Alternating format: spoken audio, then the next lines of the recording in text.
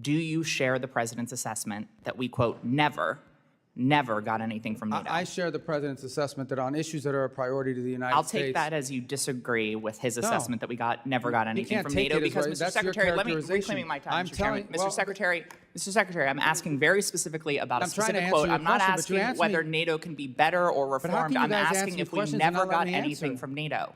And I want to specifically ask you, Mr. Secretary. Well, why are you asking me if I can't answer? The exchange we're about to watch is about much more than a single question or a single quote. On the surface, Representative Sarah McBride is asking Secretary of State Marco Rubio whether he agrees with President Trump's statement that the United States never got anything from NATO. But beneath that question lies a broader debate over America's alliances, presidential rhetoric, and how foreign policy should be communicated. Throughout the hearing, McBride repeatedly seeks a direct yes or no answer, arguing that the exact words of a president matter because America's allies and adversaries pay close attention to every public statement. Rubio, however, approaches the question differently. Rather than focusing on one specific quote, he redirects the discussion toward what he sees as the larger issue: whether NATO members are contributing enough to collective defense and supporting U.S. strategic priorities. That difference in approach shapes the entire exchange. McBride is focused on the wording of the president's remarks, while Rubio emphasizes the administration's broader foreign policy objectives. It's a familiar dynamic in congressional hearings, where lawmakers often push for concise answers, while executive officials prefer to provide context and avoid oversimplifying complex national security issues. The conversation later shifts to Greenland, another strategically important topic. McBride questions whether the United States needs to own territory within NATO to defend it effectively, referencing President Trump's previous comments about Greenland. Rubio responds by noting that the United States is engaged in ongoing discussions with Denmark and Greenland regarding defense cooperation, but declines to discuss sensitive diplomatic negotiations in detail. The hearing also revisits NATO's history, including the alliance's decision to invoke Article 5 after the September 11th attacks in support of the United States. McBride uses that example to highlight the alliance's commitment to America's security, while Rubio shifts the focus back to today's challenges, including defense spending and the responsibilities shared among member nations. Ultimately, this hearing reflects two different ways of viewing foreign policy. One perspective emphasizes consistency in public messaging and reassurance to allies. The other prioritizes negotiation, leverage, and flexibility in pursuing American interests. Whether viewers agree more with McBride's line of questioning or Rubio's responses will likely depend on how they weigh those competing priorities. As the discussion continues, pay attention not only to the answers being given, but also to the different objectives each participant brings into the hearing. Their exchange offers insight into the broader debate surrounding America's role in NATO, its relationships with allies, and the balance between public diplomacy and strategic negotiation. With that context in mind, let's return to the hearing and see how the conversation develops. Today, like you, I attended the Munich Security Conference earlier this year, and in a meeting that I had with several European prime ministers and several of your colleagues within the administration, your colleagues recognized that NATO is both bigger and better funded today than it was 10 years ago. And I am fully willing to admit that that is a byproduct of several factors, including Putin's aggression, previous administrations, and indeed a byproduct of actions by this administration and this president's first term as well. But I want to focus in today on statements and actions that I believe go beyond pressuring and leverage and actually fundamentally undermine the foundation of NATO. On January 21st of this year, in the president's speech in Davos, he said we, quote, never got anything from NATO. 2 months later, the president said on Truth Social, speaking of NATO, they will do nothing for us. Mr. Secretary, do you share the president's assessment that we, quote, never got anything from NATO?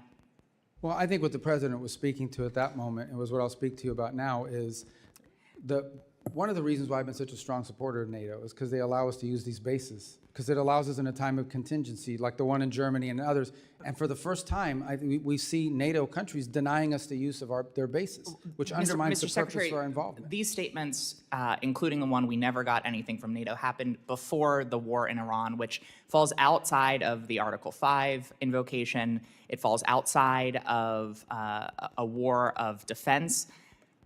Do you share the president's assessment that we, quote, never never got anything from NATO. I share the president's assessment that on issues that are a priority to the United States. I'll take that as you disagree with his assessment that we never got anything from take NATO, it as because right. Mr. That's your Secretary, let me characterization. reclaiming my time, I'm Mr. Chairman. telling- well, Mr. Secretary, I'm asking very specifically about a I'm trying to specific answer quote. your I'm not question, but you asking asked whether me- NATO can be better or how reformed. can you I'm guys asking answer if we questions and never not let got me anything answer? from NATO.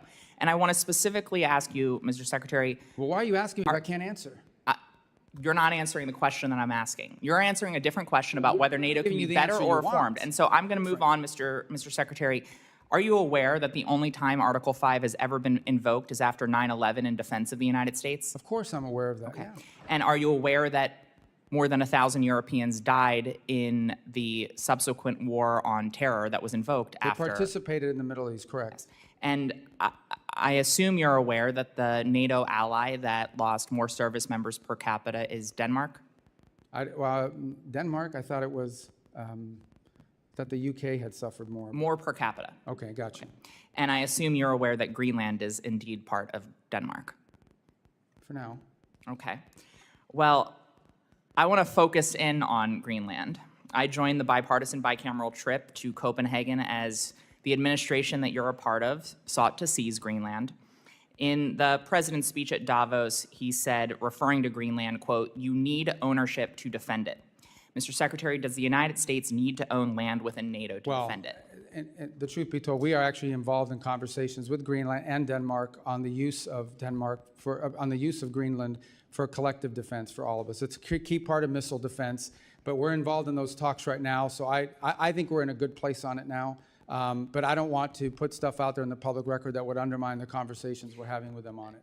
So specifically, I'm not asking about whether we're going to do more within Greenland for our collective defense. I think all of us share that goal, including Denmark and Greenlandic people.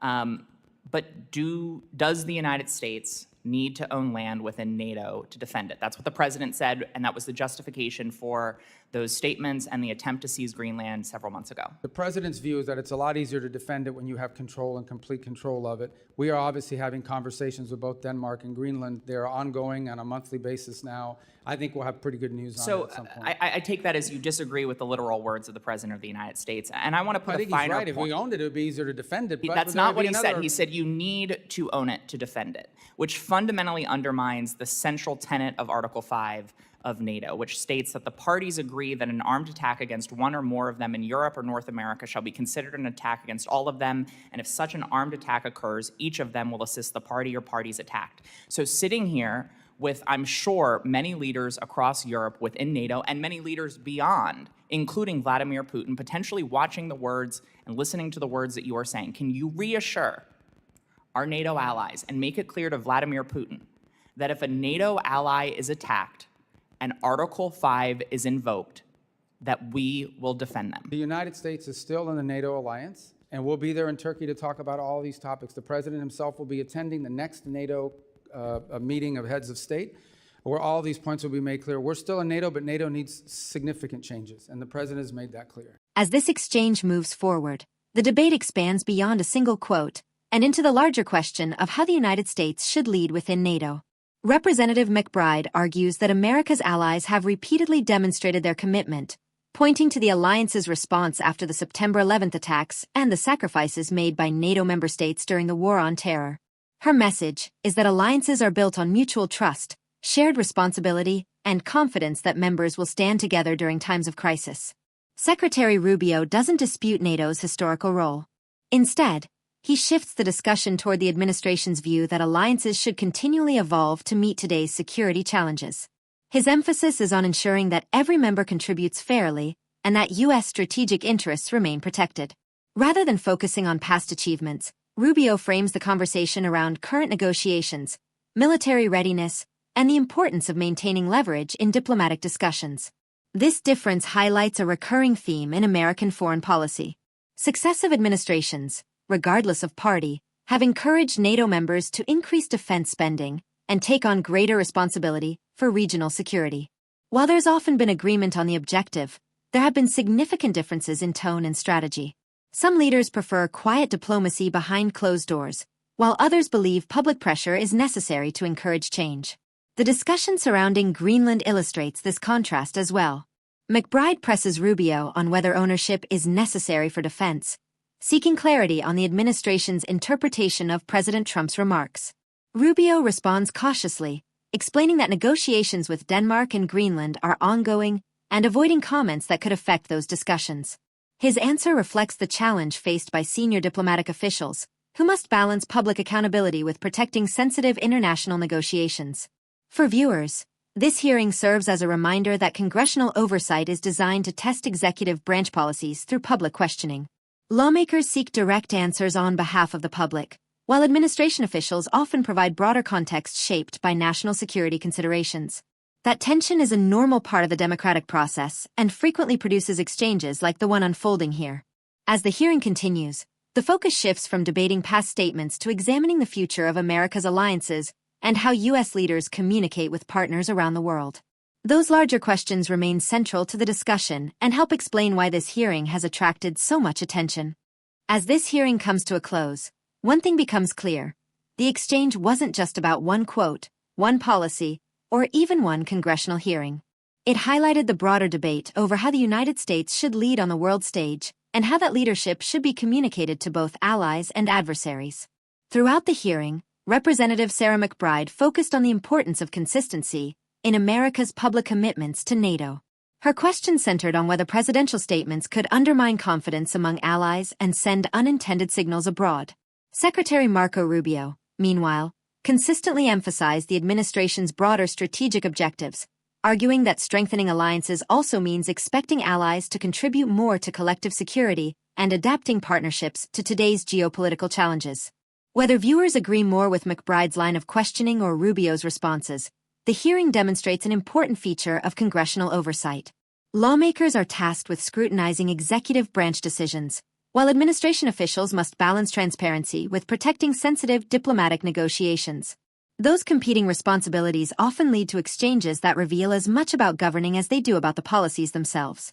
The discussion also serves as a reminder that foreign policy is rarely black and white.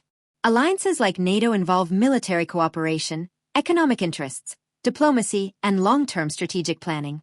Public statements can shape international perceptions, but so can negotiations, agreements, and actions behind the scenes. Understanding both perspectives is essential for evaluating how American foreign policy is made and implemented. Ultimately, hearings like this give the public an opportunity to hear competing viewpoints directly from elected officials and senior government leaders. Rather than focusing only on individual soundbites or viral moments, it's worth considering the broader questions raised during the exchange. How should the United States balance its commitments to allies with its own national interests? What role should diplomacy play alongside public messaging? And how can leaders reassure partners while still pressing for reforms they believe are necessary? Those are questions that will continue to shape debates in Washington and among America's allies for years to come. If you found this breakdown informative, we'd love to hear your perspective. Which argument did you find more convincing? And what do you think this hearing reveals about the future of U.S. foreign policy? Share your thoughts in the comments below. If you enjoy balanced analysis of congressional hearings, major political debates, and international affairs, don't forget to like this video, subscribe to the channel, and turn on notifications so you never miss our next in-depth report. Thanks for watching, and we'll see you in the next one.